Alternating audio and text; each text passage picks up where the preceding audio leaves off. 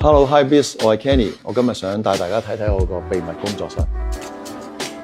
走入嚟呢度，呢個就係我平時做創作啊、揾靈感嘅一個地方嚟嘅，就係我平時最多時候畫嘢嘅地方啊，甚至乎做陶瓷啊，我都會喺度做。好多顏色啊，亂七八糟咧都係正常嘅。咁特別係呢張要提一提，呢一幅咧係一張復刻作品嚟嘅，就係 Molly 嘅第一張 sketch， 亦都係因為呢一張 sketch 令到 Molly 可以喺地球上生活咗20年，直到而家大家都咁中意佢。20年前嘅 Molly 嘅造型咧係比較倔強啲嘅，咁去到而家大個女啦，20年啦，咁佢慢慢都展露咗比較多少少嘅笑容啦，都係好含蓄噶啦，